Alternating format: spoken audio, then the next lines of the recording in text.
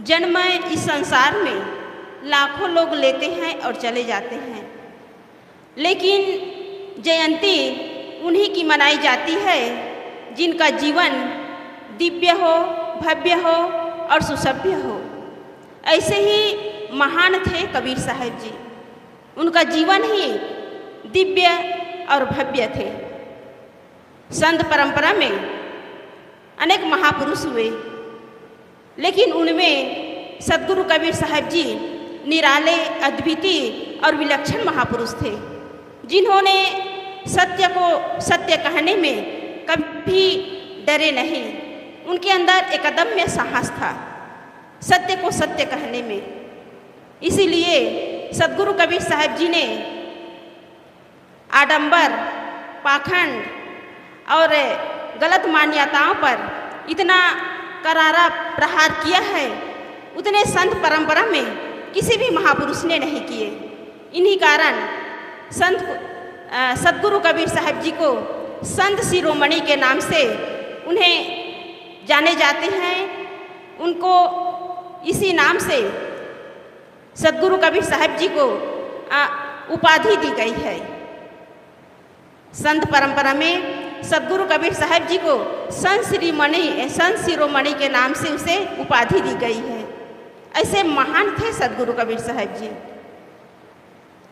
ये सद्गुरु कबीर साहब जी का मंच ये प्रेम का मंच है, ये धर्म का मंच है, ये एकता और संगठन का मंच है, ये सद्भावना का मंच है। और इस मंच में आकर विचारों को सुन करके यदि हम अपने जीवन में परिवर्तन नहीं लाए तो हमारा सुनना और सुनाना बेकार है।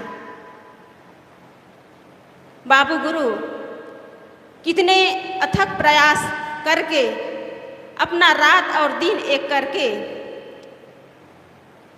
हम सबको यहाँ बुलाए हैं, और उनका उद्देश्य है कि लोगों के अंदर एक जागृति आए, सुधार हो, परिवर्तन हो। फिर भी लोग यदि न जगे, उनके अंदर यदि चेतना ना आए, उनके अंदर सजगता ना आए, तो ये हमारी ही कमजोरी है। इसलिए इस प्रेम के मंच में, इस धर्म के मंच में बैठकर हम सारी दुर्भावनाओं को त्याग कर हम मानवता के धरातल पर उतरे, सबके साथ समानता का व्यवहार करें। सद्गुरु कबीर साहब जी यही चाहते थे कि लोग जो है अंधविश्वास, आडंबर, पाखंड, छुआछूत और ऊंच नीच की भावना को छोड़ करके सब एक समान, एक धरातल पर प्रेम के साथ व्यवहार करें, प्रेम से जीवन जीना सीखें। यही उनका संदेश था। लेकिन दुर्भाग्य है कि संत महापुरुष, संत गुरुजन बताते बताते चले गए, समझने वाले समझे और इस भवसागर से पार हुए, और जो नहीं समझे वो इस भवसागर में गोता लगा रहे हैं, दुखी भोग रहे हैं। इसलिए समझने की बात है। सद्गुरु कबीर साहब जी अपने उस मध्य युग में केवल अकेले महामानव थे, जो ज्ञान का मसाल लेकर लोगों को जगाने के लिए अकेले निकल पड़े, और उनके पीछे लोगों की भीड़ बढ़ती चली गई। लोगों की भीड़ को देखकर पंडित लोग और मौलवी लोग डर गए। उनके अंदर एक प्रश्न उठा कि आखिर इसे कबीर के अंदर ऐसी क्या खासियत है, ऐसी क्या बात है कि लोगों की जमघट उनके पीछे तैयार होती जा रही है। क्योंकि सद्गुरु कबीर साहब जी हिंदू और मुसलमान दोनों के जो धार्मिक अगुआ लोग थे, उनको बड़े बाजार में डांटते थे, फटकारते थे, क्योंकि यही लोग जनता को भ्रमाने का काम करते थे, भटकाने का काम करते थे। कर्मकांड, पाखंड लोगों के ऊपर जबरदस्ती थोपते थे, और भोली भाली जनता उनकी बातों को आंख मूंद करके मानते थे। इसीलिए तो सद्गुरु कबीर साहब जी ने कहा, ये ब्रह्मभूत सकल जग खाया, जिन जिन पूजा ते जहड़ाया। कबीर साहब के जमाने में शिक्षा का इतना प्रचार नहीं हुआ था, इसलिए लोग जो है विवेक नहीं कर पाते थे, सत्य को सत्य कहने से डरते थे। उस समय सत्य कहना, उनके विरुद्ध आवाज उठाना एक संगीन अपराध था। लेकिन आज लोग शिक्षित हो चुके हैं, इतने साक्षर हो चुके हैं, फिर भी धर्म के क्षेत्र में आज भी अंधे बने हुए हैं, आज भी विवेक नहीं कर पा रहे हैं। आज भी लोग धर्म की बातों को आंख मूंद करके मान रहे हैं। बड़े बड़े व्यास गद्दी पर बैठकर कथा बाँचने वाले लोग कहते हैं कि अमुक राजा जो है, बोलिए सद्गुरुदेव की जय। अमुक राजा कान से पैदा हो गए, कोई जांग से पैदा हो गए, कोई किसी के भुजा से पैदा हो गए। और राजा प्रियव्रत की पत्नी, राजा सगर की पत्नी सुमति के गर्भ से 60,000 बच्चे पैदा हुए। हनुमान जी सूर्य को निगल लिए। आप विचार करिए, क्या ये बातें सत्य है? सूर्य दहकता आग का गोला है और 33 लाख गुना पृथ्वी से बड़ा है, उसको कोई निगल सकता है?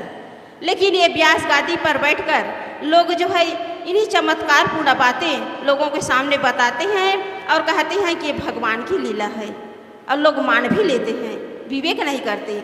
इसी कारण आज धर्म के क्षेत्र में लोग जो है अंधविश्वास में जकड़े हुए हैं।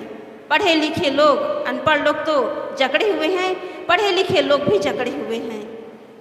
इसलिए हमें विचार करना चाहिए, विवेक करना चाहिए, सत्य क्या है, असत्य क्या है।